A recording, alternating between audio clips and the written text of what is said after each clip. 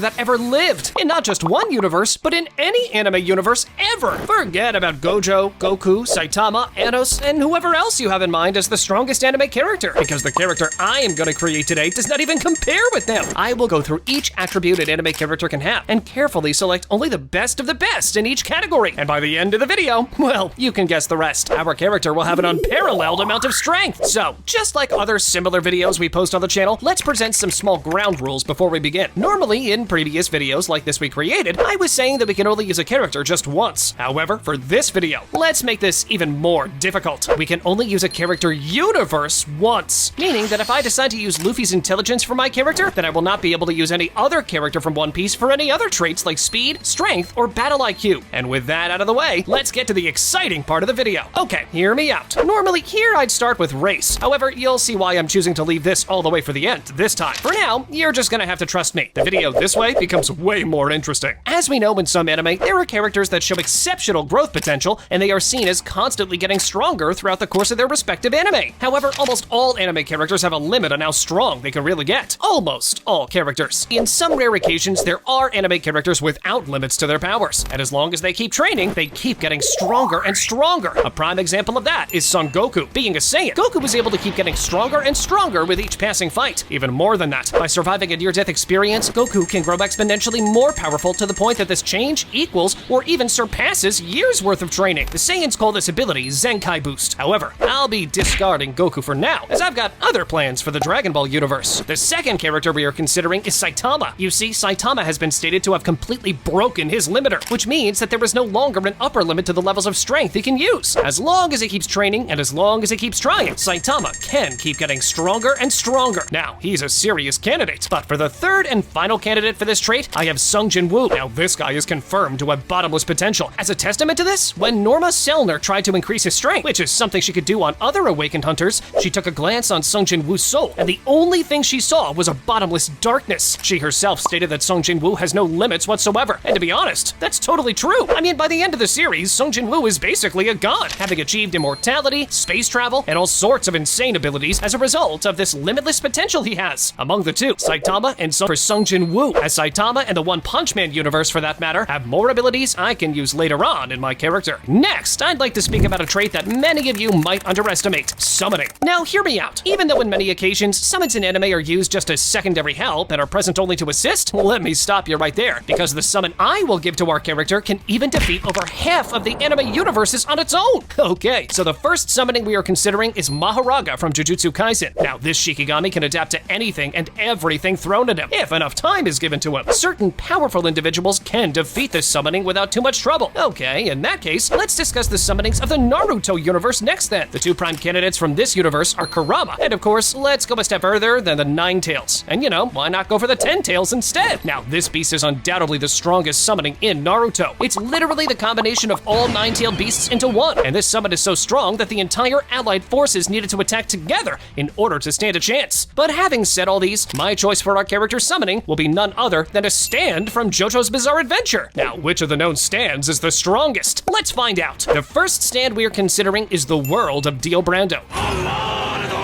The World is an exceptionally powerful close-range stand. Despite requiring a close distance to inflict damage, its overwhelming physical might and near unstoppable control over time undeniably make it one of the most dangerous stands in the entire series. Also, the World is powerful enough to make its user capable of flight. Its most noteworthy power is its ability to stop time, allowing only itself, Dio, and anyone with the same power to act within the duration of stop time. A very similar case to that of the World is Star Platinum of Jotaro Kujo. Now, which of the two is more powerful? No need to think about it long enough, because the next stand I will analyze is arguably even more powerful than the ones already mentioned. This is none other than Giorno's Gold Experience Requiem, an autonomous close-range stand that boasts an incredible increase in both speed and destructive power compared to its original form. It also wields the arcane power to nullify the will and actions of any opponent, even the time-erasing power of King Crimson. As his attack power and abilities are incomparable to any previously known stand, it is stated to be, quote, the ultimate stand. Gold Experience Requiem's ultimate ability is to nullify the actions intelligence and willpower of anyone who opposes it, preventing their actions from becoming reality. Once the effect activates, there's no escape, and any action the opponent performs will be reverted regardless of the ability. Any opponent directly attacked and killed by Requiem has the very fact of their death nullified, causing them to continuously and indefinitely experience death in various scenarios. This is the case for Diavolo, whose causes of death include being stabbed, dissected, and run over. Our choice for summoning is Gold Experience Requiem. So far, we used solo leveling and JoJo's for our character, and by the end of the video, we will add another 18 abilities from all over anime. Let's keep going. For the next trait of our character, let's give him some weapons. Since Zoro is among my favorite characters in anime, I'll be giving him 3 different swords, one from each anime I choose. Let's begin from the first sword. Now for this point, I'll be straight to the point. The sword of Nunoboko from the Naruto series is quite literally, at least to the best of my anime knowledge, the most overpowered sword in all of anime. According to Obito Uchiha, this sword is a holy relic once used by the Sage of Six Paths to create the world, and in Obito's hands could just as easily destroy it. A sword that if the user can wield it on its own, destroy the whole world? Yeah, I'm definitely taking that for my character. Now for the second sword, I do have a few candidates. The first of which is Ryujin Jaka of Yamamoto from Bleach. Now this sword is as broken as it gets. As the Zanpakuto spirit of the most powerful Shinigami in all of Soul Society, Ryujin Jaka possesses an immeasurable strength. Jaka can manipulate and control the flames composing its forms. It can control its flames with great precision to attack only the targets it chooses to, and can form a barrier around a large enough area to prevent enemies from escaping. The flames themselves are near impossible to cut through or divert, and will quickly reform if damaged. And don't even get me started on this sword's Bankai version that could literally destroy the Soul Society from just being too close to it when released. Now, the second candidate for this position are the 2 swords from One Piece, Yoru and Enma. Among the 2 One Piece swords, I think Yoru is a bit stronger than Enma, but when comparing with Ryujin Jaka, I think the Bleach sword takes this edge. However, in reality, I'd have to discard both Bleach and One Piece from these points. Why? Well, just trust me on this one. I will use these 2 universes in a bit to make her as strong as it gets. So, what sword will I be taking here? Excalibur from the Fate series. Excalibur is often depicted as a weapon imbued with divine energy, symbolizing the rightful king's power and the promise of victory. When activated, Excalibur releases a powerful beam of concentrated energy or light. This beam can devastate large areas and is highly destructive, capable of destroying formidable opponents and threats. Having covered 2 swords of our character, let's now get to a third one as well. This will be a sword from Black Clover. Now, I'll be honest, I'm not quite sure which of the following 2 is the better choice. The first is Yami's sword that is shown to literally be able to cut through dimensions, a feat so powerful that when fighting against the top tier characters, this can make all the difference. Even nearly impenetrable defenses like Gojo's Infinity would be powerless against attacks that can cut through dimensions. The second sword I'm considering is Asta's anti-magic sword. Now, truth be told, given that we're creating a cross-anime character, I'm not so sure how this would apply. As in, does Asta's sword work on other power systems as well besides magic and mana, as seen in Black Clover, or not? Because if it does, this would be a game changer. So among the 2, I tend to lean a bit more towards Yami's, but let me know what you think in the comments down below. Should I have chosen Yami's sword or Asta's sword? 5 anime down, 15 more to go. Now, all I'll say is that even though our character can already solo most anime universes in existence, just give it some time. By the time I reach the 20th point, this character will not even compare with any character ever created in any anime out there. We gave 3 swords to our character. Now let's give him another additional weapon of another type. In my mind, there are 2 prime choices. The first is Kurapika's chains. Each of these 5 chains holds a different overpowered ability. Kurapika can heal himself, bind opponents and restrict their movements, scan the surroundings, the ability to use all 5 forms of Nen, and even the Chain of Judgment that allows Kurapika to set 2 conditions, and if the victim violates either one, the chain crushes their heart, killing them instantly. But having said that, I think when I mention the next weapon I have in mind, none of what I just mentioned will matter anymore. 2 words: Death Note. Do I need to say anything more? Just write the name of your opponent, and the rest is history. As easy as it gets. We now use the Death Note universe as well. Let's keep going. I know our character could probably already solo any anime in existence, but just hold on, because we're only getting started. Let's give our character the abnormal intelligence of an anime genius next. The 4 geniuses I have in mind are the following: Ayano Koji from Classroom of the Elite, Senku from Dr. Stone, Vegapunk from One Piece, and Yagami Light from Death Note. Yagami Light is out because we already used Death Note. Vegapunk's out because I want to use One Piece in a different way, leaving us with Ayano Koji and Senku. Between the 2, I lean more towards Senku, to be honest, and because of that, I'll be using him and Dr. Stone for our character's intelligence. Next trait in line, Battle IQ. Naturally, here we should go for a character with a vast amount of battle experience. The candidates I'm considering are Madara Uchiha from Naruto, Kokushibo from from Demon Slayer, Sukuna from Jujutsu Kaisen, and Aizen from Bleach. Madara is discarded because we already used Naruto. Among the other three, I think we all know this should go to Aizen. He is thousands of years old. Everything that happened in Bleach for literal decades was part of his plan. In actual fighting, he's a menace, and all of that while still not having used his Bankai. Everything that happened, even this video right now, is part of Aizen's plan. Even you pressing that subscribe button right now is part of Aizen's plan. Oh, and since you already started clicking it, click on that like button as well since you enjoy our video. Okay, truth be told, the only thing Aizen could not predict was Ichigo's plot armor. But oh well, is what it is. And with that, we gave our character a trait from Bleach as well. And moving on, let's give our character the regenerative abilities of someone. Okay, here we got quite a few characters with insane regeneration feats. If we take One Piece for an example, we have characters like Marco that have eaten the Tori Tori no Mi model Phoenix. Marco gained the ability to constantly regenerate any sustained injuries. But again, since we're using One Piece later on, and because there's many more characters with abilities like that, let's see what else we have. There are characters like Muzan from Demon Slayer that for anyone that saw or even read Demon Slayer, well, I think you know just how fast and advanced Muzan's healing is. And even crazier regeneration is shown by Gerard from Bleach, that not only does he regenerate his injuries, he also gets stronger than before on top of that after doing so. And with these out of the way, let's explain the ones with actually the most advanced regeneration. One of those characters is Cell from Dragon Ball, where if even one cell of his body remains, he will regenerate. Even crazier than that is Majin Buu's case, where if even one atom of him remains, he will regenerate. But since I'm gonna use Dragon Ball later on, let's see what other options we've got. One case is Andy from Undead Unluck, where Andy's ability is literally the fact that he can constantly regenerate, heal, and thus never die. His whole purpose is to find a way to die since his body cannot physically do that,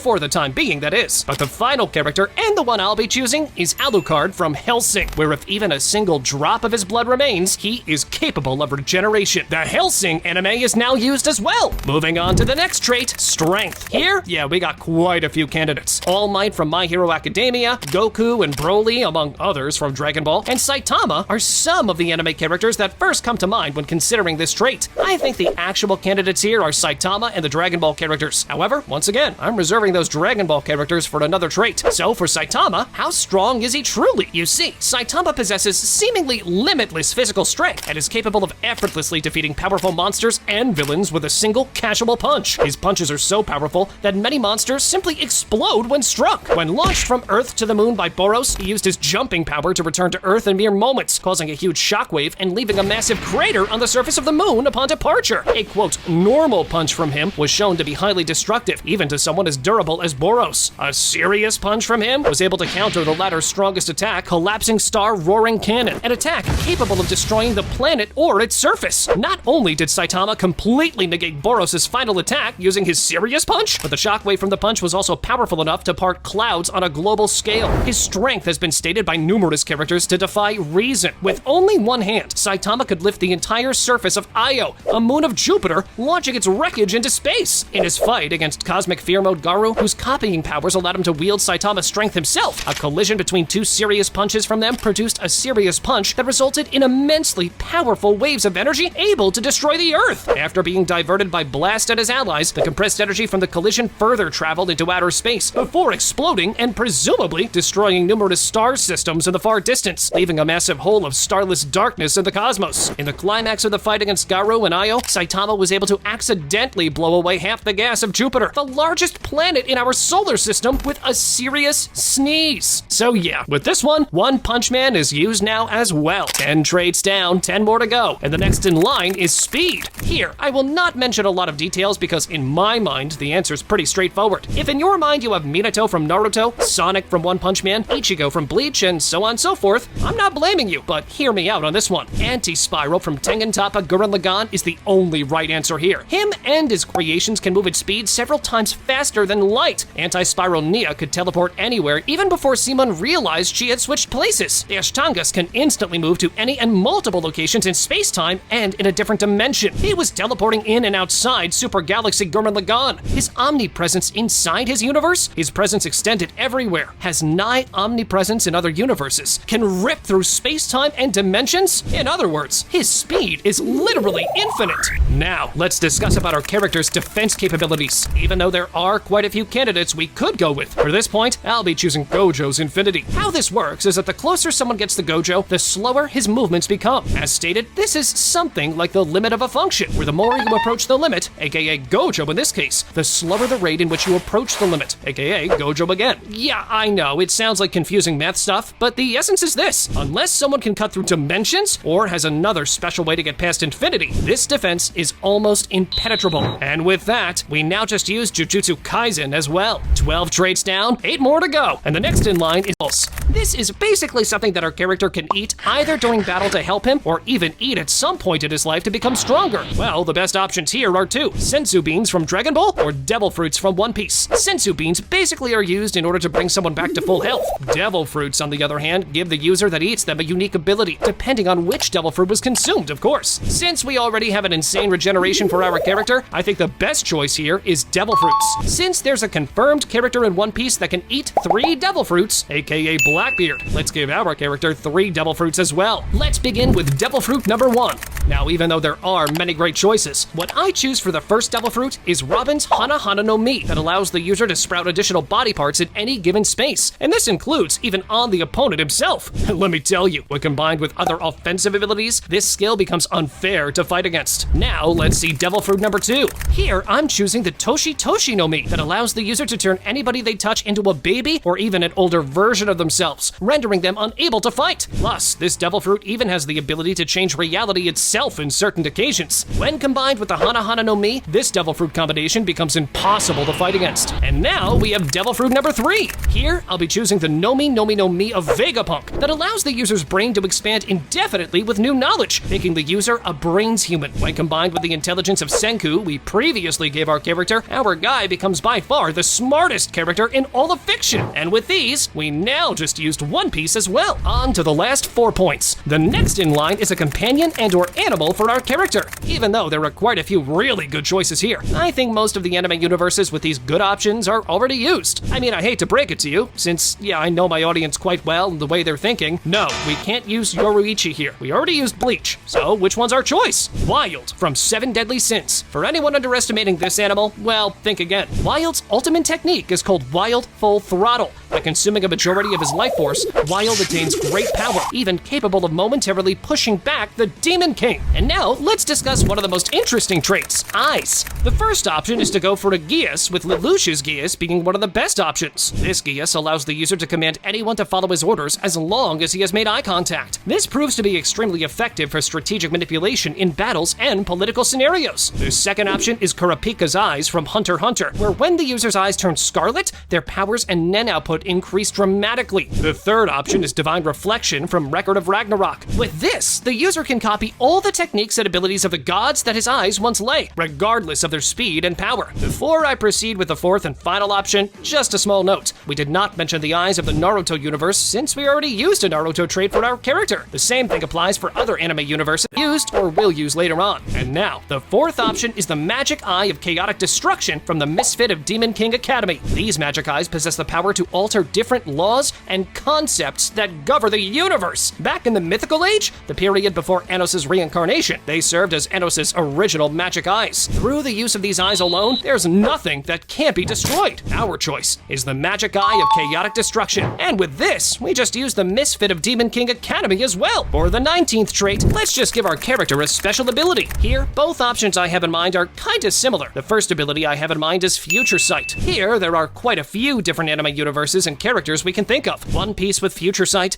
Goku's Ultra Instinct, Sir Night-Eye from My Hero Academia. There's a lot of options for this. However, I will opt to use someone else with a bit of a different ability. Anya from Spy Family. Now, if someone ever told me that Anya would be part of a video creating the strongest anime character in anime's history, I'd probably have to laugh. However, in this case, it makes perfect sense. With this ability, our character can read the mind of his opponent and thus know what the next step will be. Spy Family is now used as well. And now for the moment you've all waited for, the final trait of our character, Race. Here you'll finally all understand why I kept hyping up this point and why I kept it all the way for the last. Plus, you'll now see the reason why Dragon Ball hadn't been used for our character yet, because our race will be from Dragon Ball. And if you thought I was gonna choose Saiyans, well, let me stop you right there. Now, hear this out. Let me explain a little bit what a Saiyan race is and why the next race in our list is even better. Saiyans naturally possess vast superhuman strength, far greater than that of Earthlings and other alien races, and and are veritable fighting machines. Through tough training, Saiyans are able to reach new levels of power, and the more intense training and fights they go through, the stronger they become. If a Saiyan survives a near-death experience through extreme injury to the body, then, when the body recuperates, the Saiyan grows much stronger than they were previously, their body adapting to compensate for the damage dealt, essentially evolving their power the more they fight. Which race can be better than that? Well, Beerus's unnamed race, for example, is surely superior when compared with the average Saiyan. The unnamed race of the god of destruction Beerus are a species of purple feline humanoids that inhabit the universes. In Battle of Gods, Oolong refers to Beerus as a catman, but even more powerful than both of them is, of course, Zeno's race, and that's exactly what we're gonna choose. This race is so overpowered that they can literally wipe out entire universes from existence with a simple snap of their fingers, and thus creating the strongest anime character? This is just the cherry on top. Click on this video next, where I make the strongest characters from each universe I created